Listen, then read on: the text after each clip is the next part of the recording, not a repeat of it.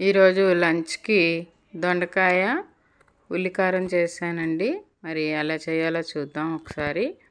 ముందుగా దొండకాయల్ని శుభ్రంగా కడుక్కొని ఒక పావు కేజీ దొండకాయలు వాటిని ఇలాగా గుత్తి వంకాయకి ఎలాగైతే కోసుకుంటామో 4 ముక్కల కింద అంటే సగం వరకు ఇలాగ గుత్తులాగా కోసుకొని రెడీ చేసుకోవాలండి. తర్వాత దీనికి ఉల్లికారం కోసం ఒక 2 మీడియం సైజు ఉల్లిపాయలు, అలాగే ఒక 5 వెల్లుల్లి రెబ్బలు, చిన్న నిమ్మకాయ సైజు అంత చింతపండు, అలాగే మినపప్పు, శనగపప్పు, ధనియాలు, జీలకర్ర రెడీ చేసుకోవాలి.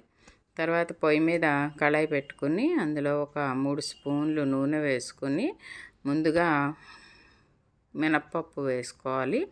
తర్వాత శనగపప్పు, పప్పులు 2 వేసుకుని కొద్దిగా వేగిన తర్వాత మనం ఉల్లిపాయలు, దీంట్లో మెయిన్ ఇంగ్రీడియంట్ ఉల్లిపాయలు. ఈ ఉల్లిపాయలని ఇలా కోసుకొని మనం వేయించుకోవాలి నూనెలో వేసి. ఇది వేగిన తర్వాత కొంచెం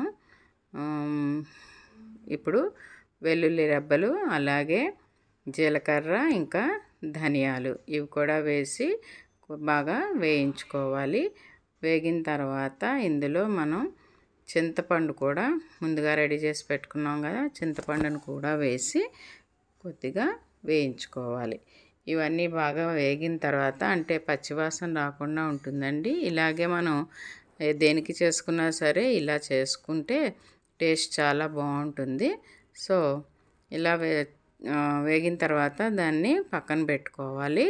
మళ్ళీ అదే కళాయిలో మనం ఒక 2 స్పూన్లు నూనె వేసుకుని 2 నుంచి 3 స్పూన్లు అందులో ఈ ముందుగా కోసి పెట్టుకున్న దొండకాయల్ని ఇలా వేసుకోవాలి. తర్వాత తగినంత ఉప్పు, అలాగే కొద్దిగా పసుపు కూడా వేసి మనం దీన్ని కొద్దిగా కలుపుకొని మూత పెట్టి ఉడికించుకోవాలి. మూత పెడితే ఏమవుతుందంటే కొద్దిగా తొందరగా ఉడుకుతుంది. అలాగే మనం ఉప్పు కూడా వేసాం కాబట్టి తొందరగా మెత్తబడుతుంది అన్నమాట దొండకాయ. సో ఇది ఉడికేలోపు మనం ముందుగా రెడీ చేసి పెట్టుకున్న ఈ ఉల్లికారంకి సంబంధించినవన్నీ కూడా ఇలా మిక్సీలో వేసుకుని ఒక 2 స్పూన్లు కారం వేసుకొని, అలాగే కొద్దిగా కొత్తిమీర కూడా రెడీ చేసుకుని కొత్తిమీర కూడా వేసి వీటన్నిటికీ సరిపడా ఉప్పు కొంచెం వేసుకోవాలి. అంటే ఈ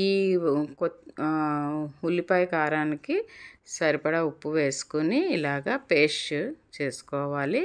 చూసారా, చక్కగా మెత్తగా పేస్ట్ అయిందండి. దీన్ని రెడీ చేసుకుని ఈలోపు మనం ఉడికించడానికి పెట్టాం కదా, ఇది ఉడికిపోయింది. చూసారా, మెత్తగా అయిపోయాయి ఈ దొండకాయలు. అందులో మనం ఈ పేస్ట్ని ఇలాగా వేసుకుని కలుపుకుంటే మనకి దొండకాయ ఉల్లికారం రెడీ అయిపోతుందండి. చూడండి, చూడడానికి చాలా టేస్టీగా కనబడుతుంది కదా. వంకాయ ఉల్లికారం ఎలా అయితే ఉంటుందో అలాగే దొండకాయ ఉల్లికారం కూడా చాలా టేస్టీగా ఉంటుందండి. ఇది మనకి అన్నంలోకి చాలా బాగుంటుంది, రోటీల్లోకి కూడా బాగుంటుందండి.